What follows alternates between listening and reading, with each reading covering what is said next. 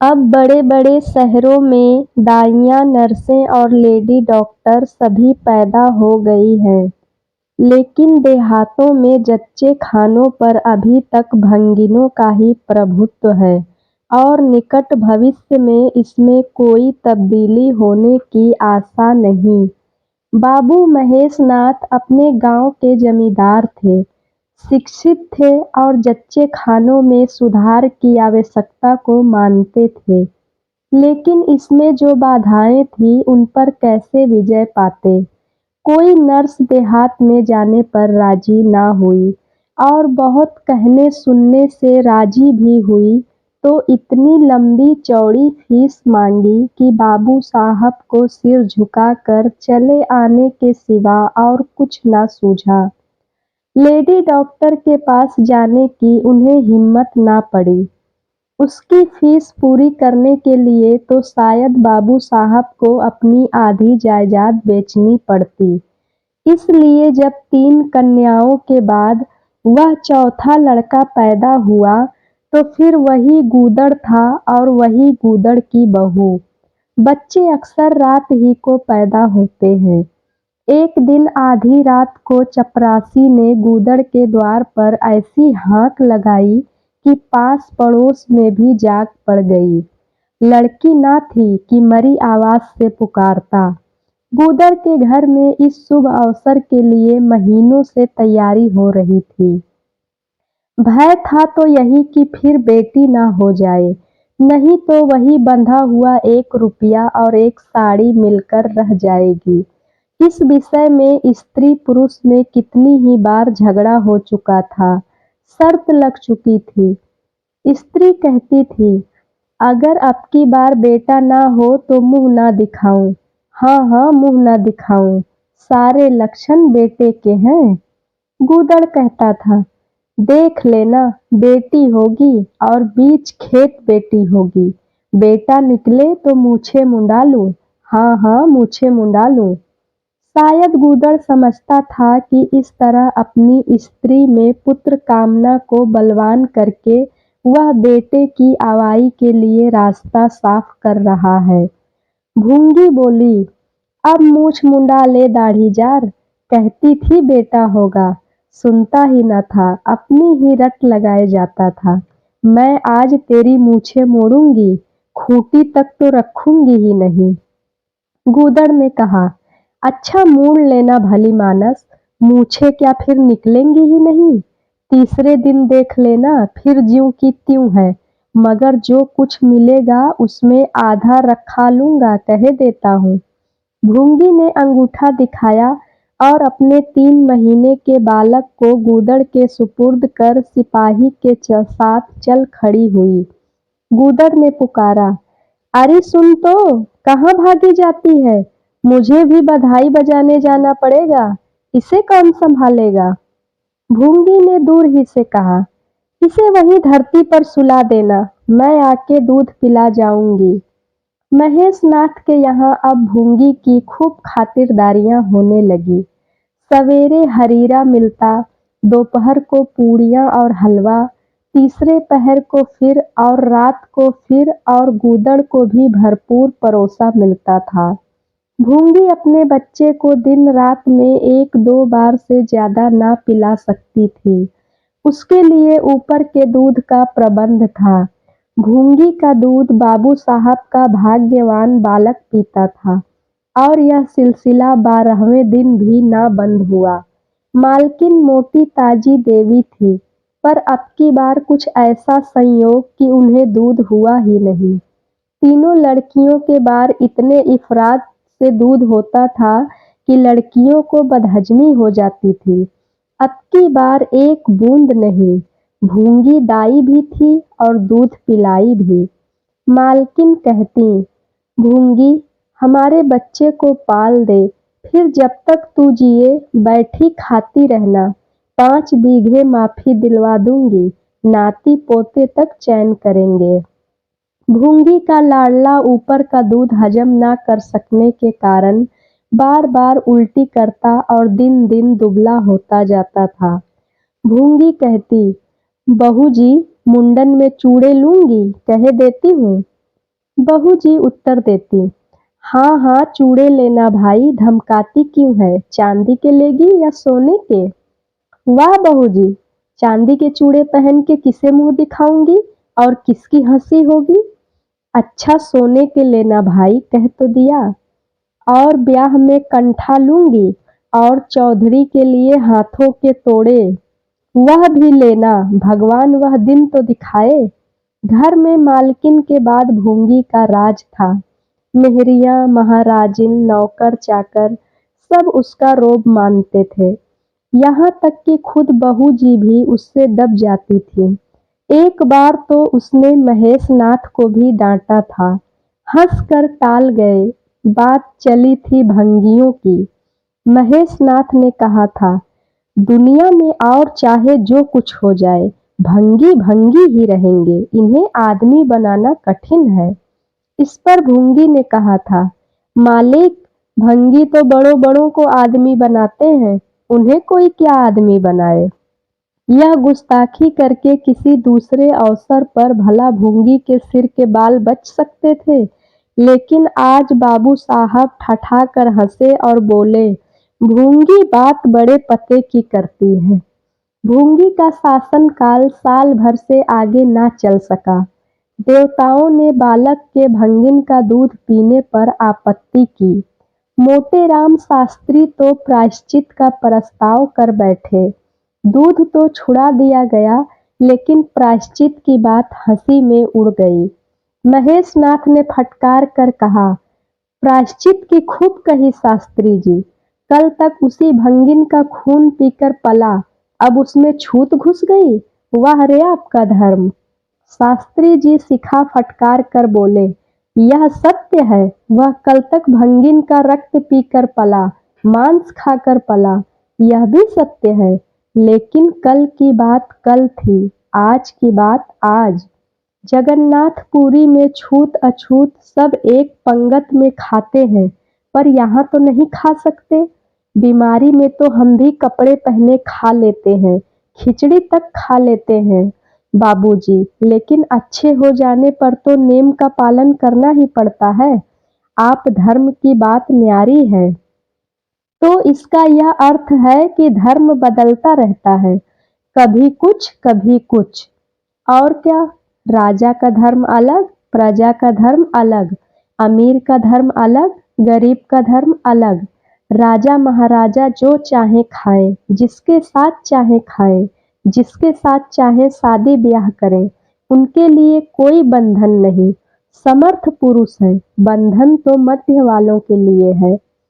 प्रायश्चित तो ना हुआ, लेकिन भूंगी को गद्दी से उतरना पड़ा। हाँ, दान दक्षिणा इतनी मिली कि वह अकेले ले ना जा सकी और सोने के चूड़े भी मिले। एक की जगह दो नई सुंदर साड़ियाँ, मामूली नैन सुख की नहीं, जैसी लड़कियों के बार मिली थी। इसी साल प्लेग ने जोर बांधा और गूदड़ पहले ही चपेट में आ गया। भूंगी अकेली रह गई, पर गृहस्थी ज्यों की त्यों चलती रही। लोग ताक लगाए बैठे थे कि भूंगी अब गई। फलां भंगी से बातचीत हुई, फलां चौधरी आए, लेकिन भूंगी न कहीं आई न कहीं गई। यहाँ तक कि 5 साल बीत गए और उसका बालक मंगल दुर्बल और सदा रोगी रहने पर भी दौड़ने लगा। वह सुरेश के सामने पिद्दी सा लगता था। एक दिन भूंगी महेशनाथ के घर का परनाला साफ कर रही थी। महीनों से गलीच जमा हो रहा था। आंगन में पानी भरा रहने लगा था। परनाले में एक लंबा मोटा बांस डालकर जोर से हिला रही थी। पूरा दाहिना हाथ परनाले के अंदर था कि एकाएक उसने चिल्लाकर हाथ बाहर निकाल लिया और उसी वक्त एक काला सांप परनाले से निकलकर भागा। लोगों ने दौड़कर उसे मार तो डाला, लेकिन भूंगी को ना बचा सके। समझे पानी का सांप है, विषैला ना होगा, इसलिए पहले कुछ गफलत की गई। जब विष देह में फैल गया और लहरें आने लगी, तब पता चला कि वह पानी का सांप नहीं, गेहुअन था। मंगल अब अनाथ था। दिन भर महेश बाबू के द्वार पर मंडराया करता। घर में जूठन इतना बचता था कि ऐसे ऐसे 10-5 बालक पल सकते थे। खाने की कोई कमी न थी।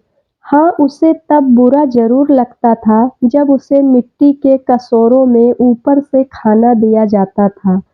सब लोग अच्छे-अच्छे बर्तनों में खाते हैं, उसके लिए मिट्टी के कटोरे? यूँ उसे इस भेदभाव का बिल्कुल ज्ञान न होता था, लेकिन गाँव के लड़के चिढ़ा-चिढ़ा कर उसका अपमान करते रहते थे। कोई उसे अपने साथ खिलाता भी न था। यहाँ तक कि जिस टाट पर वह सोता था, वह भी अछूत था। मकान के सामने एक नीम का पेड़ था। इसी के नीचे मंगल का डेरा था। एक फटा-सा टाट का टुकड़ा, 2 मिट्टी के कटोरे और एक धोती जो सुरेश बाबू की उतारन थी। जाड़ा, गर्मी, बरसात, हरेक मौसम में वह जगह एक सी आरामदेह थी और भाग्य का बली मंगल झुलसती हुई लू, गलते हुए जाड़े और मूसलाधार वर्षा में भी जिंदा और पहले से कहीं स्वस्थ था। बस उसका कोई अपना था तो गाँव का एक कुत्ता जो अपने सहवर्गियों के जुल्म से दुखी होकर मंगल की शरण में आ पड़ा था। दोनों एक ही खाना खाते, एक ही टाट पर सोते, तबीयत भी दोनों की एक सी थी और दोनों एक दूसरे के स्वभाव को जान गए थे। कभी आपस में झगड़ा ना होता। गांव के धर्मात्मा लोग बाबू साहब की इस उदारता पर आश्चर्य करते। ठीक द्वार के सामने 50 हाथ भी ना होगा, मंगल का पड़ा रहना उन्हें 16 आने धर्म विरुद्ध जान पड़ा। छी! यही हाल रहा तो थोड़े ही दिनों में धर्म का अंत ही समझो। भंगी को भी भगवान ने ही रचा है, यह हम भी जानते हैं। उसके साथ हमें किसी तरह का अन्याय ना करना चाहिए, यह किसे नहीं मालूम। भगवान का तो नाम ही पतित पावन है, लेकिन समाज की मर्यादा भी कोई वस्तु है, उस द्वार पर जाते हुए संकोच होता है। गांव के मालिक हैं, जाना तो पड़ता ही है, लेकिन यह बस यही समझ लो कि घृणा होती है। मंगल और टॉमी में गहरी बनती थी। मंगल कहता, देखो भाई टॉमी, जरा और खिसक कर सो। आखिर मैं कहाँ लेटूं? सारा टाट तो तुमने घेर लिया। टॉमी कू कू करता, दुम हिलाता और खिसक जाने के बदले और ऊपर चढ़ आता एवं मंगल का मुंह चाटने लगता।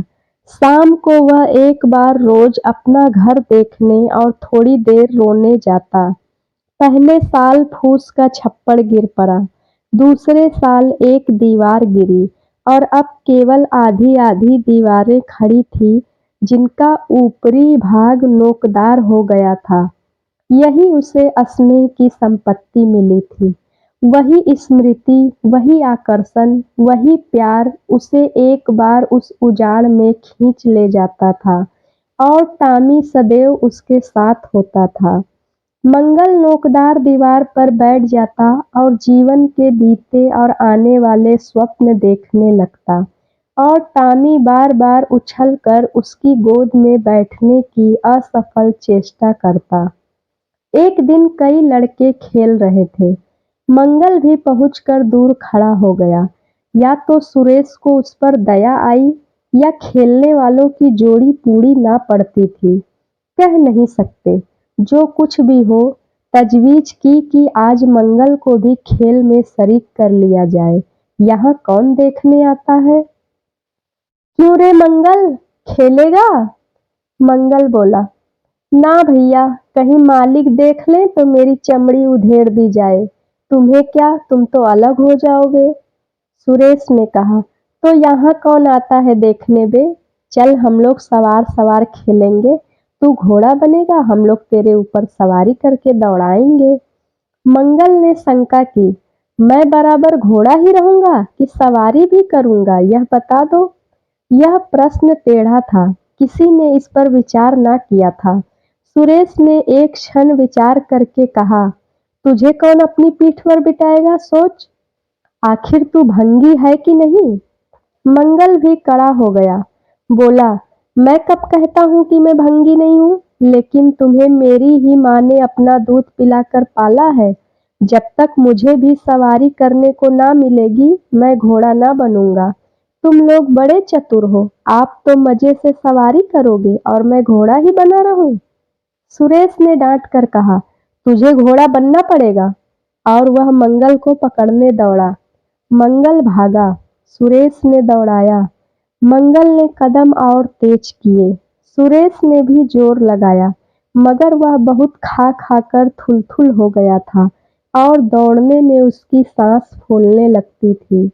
आखिर उसने रुक कर कहा, आकर घोड़ा बनो मंगल, नहीं तो कभी पा जाऊंगा तो बुरी तरह पीटूंगा। तुम्हें भी घोड़ा बनना पड़ेगा। अच्छा, हम भी बन जाएंगे। तुम पीछे से निकल जाओगे। पहले तुम घोड़ा बन जाओ, मैं सवारी कर लूं, फिर मैं बनूंगा। सुरेश ने सचमुच चकमा देना चाहा था। मंगल का यह मुतालबा सुनकर साथियों से बोला, देखते हो इसकी बदमाशी, भंगी है ना। तीनों ने मंगल को घेर लिया और उसे जबरदस्ती घोड़ा बना दिया। सुरेश ने चटपट उसकी पीठ पर आसन जमा लिया और टिक टिक करके बोला, चल घोड़े चल। मंगल कुछ देर तक तो चला, लेकिन उस बोझ से उसकी कमर टूटी जाती थी। उसने धीरे से पीठ सिकोड़ी और सुरेश की रान के नीचे से सरक गया। सुरेश महोदय लद से गिर पड़े और भोंपू बजाने लगे। माँ ने सुना, सुरेश कहीं रो रहा है। सुरेश कहीं रोए तो उनके तेज कानों में जरूर भनक पड़ जाती थी और उसका रोना भी बिल्कुल निराला होता था, जैसे छोटी लाइन के इंजन की आवाज। मिहरी से बोली, देख तो सुरेश कहीं रो रहा है, पूछ तो किसने मारा है। इतने में सुरेश खुद आंखें मलता हुआ आया। उसे जब रोने का अवसर मिलता था तो माँ के पास फरियाद लेकर जरूर आता था। माँ मिठाई या मेवे देकर आंसू पोंछ देती थी। आप थे तो 8 साल के, मगर थे बिल्कुल गावदी। हद से ज्यादा प्यार ने उसकी बुद्धि के साथ वही किया था जो हद से ज्यादा भोजन ने उसकी देह के साथ किया था। माँ ने पूछा, क्यों रोता है सुरेश, किसने मारा। सुरेश ने रोकर कहा, मंगल ने छू दिया। माँ को विश्वास न आया। मंगल इतना निरीह था कि उससे किसी तरह की शरारत की शंका न होती थी, लेकिन जब सुरेश कस्में खाने लगा तो विश्वास करना लाजिम हो गया। मंगल को बुलाकर डांटा, क्यों रे मंगल, अब तुझे बदमाशी सूझने लगी। मैंने तुझसे कहा था सुरेश को कभी मत छूना, याद है कि नहीं, बोल। मंगल ने दबी आवाज से कहा, याद क्यों नहीं है, तो फिर तूने उसे क्यों छुआ। मैंने नहीं छुआ। तूने नहीं छुआ तो वह रोता क्यों था। गिर पड़े, इससे रोने लगे। चोरी और सीना जोरी। देवी जी दांत पीस कर रह गईं। मारती तो उसी दम स्नान करना पड़ता, छड़ी तो हाथ में लेनी ही पड़ती और छूत का विद्युत प्रवाह इस छड़ी के रास्ते उनकी देह में पैवस्त हो जाता। इसलिए जहां तक गालियां दे सकी दी और हुक्म दिया, अभी अभी यहाँ से निकल जा, फिर जो इस द्वार पर तेरी सूरत नजर आई तो खून ही पी जाऊंगी। मुफ्त की रोटियां खा खाकर शरारत सोचती है। मंगल में गैरत तो क्या थी, हाँ डर था। चुपके से अपने सकोरे उठाए, टाट का टुकड़ा बगल में दबाया, धोती कंधे पर रखी और रोता हुआ वहां से चल पड़ा। अब वह यहाँ कभी ना आएगा। यही तो होगा कि भूखों मर जाएगा। क्या हरज है, इस तरह जीने से फायदा ही क्या। गांव में उसके लिए और कहाँ ठिकाना था। भंगी को कौन पनाह देता। उसी खंडहर की ओर चला जहां भले दिनों की स्मृतियां उसके आंसू पोंछ सकती थी, और वह खूब फूट फूट कर रोया।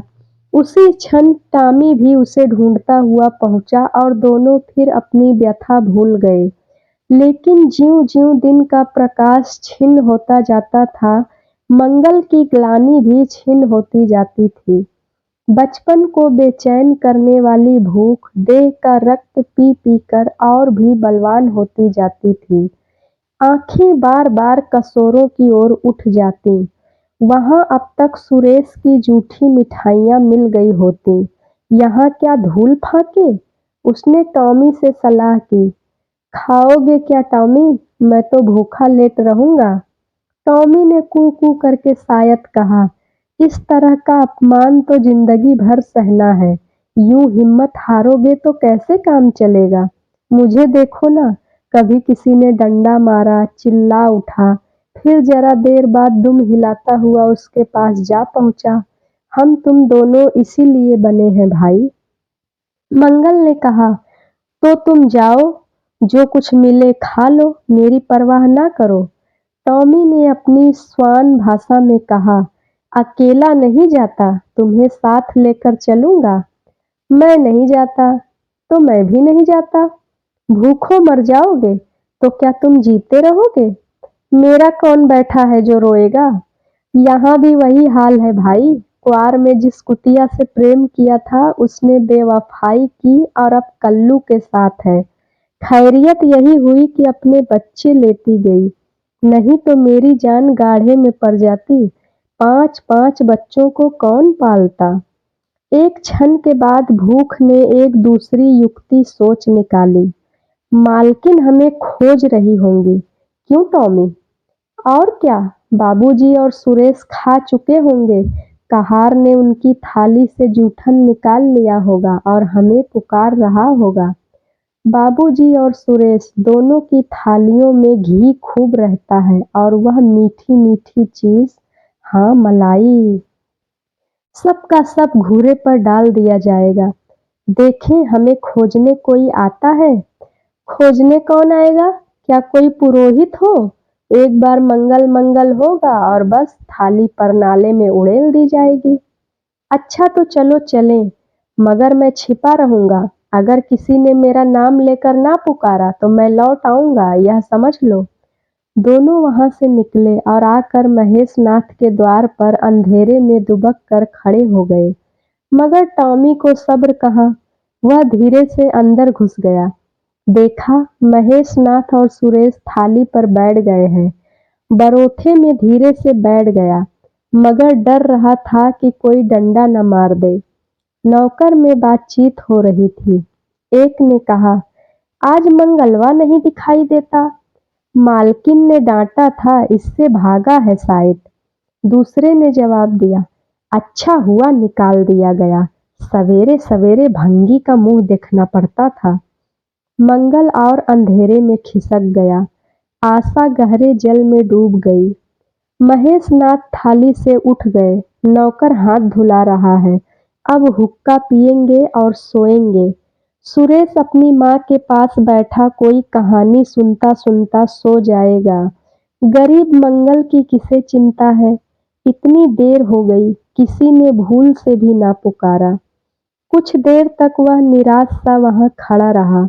फिर एक लंबी सांस खींचकर जाना ही चाहता था कि कहार पत्तल में थाली का जूठन ले जाता नजर आया। मंगल अंधेरे से निकलकर प्रकाश में आ गया। अब मन को कैसे रोके? कहार ने कहा, अरे तू यहाँ था? हमने समझा कि कहीं चला गया। ले खा ले, मैं फेंकने ले जा रहा था। मंगल ने दीनता से कहा, मैं तो बड़ी देर से यहाँ खड़ा था, तो बोला क्यों नहीं? मारे डर के। अच्छा, ले खा ले। कहार ने पत्तल को ऊपर उठाकर मंगल के फैले हुए हाथों में डाल दिया। मंगल ने उसकी ओर ऐसी आंखों से देखा जिसमें दीन कृतज्ञता भरी हुई थी। टॉमी भी अंदर से निकल आया था। दोनों वहीं नीम के नीचे पत्तल में खाने लगे। मंगल ने एक हाथ से टॉमी का सिर सहलाकर कहा, देखा, पेट की आग ऐसी होती है। यह लात की मारी हुई रोटियां भी ना मिलती तो क्या करते? टॉमी ने दुम हिला दी। सुरेश को अम्मा ने पाला था। टॉमी ने फिर दुम हिलाई।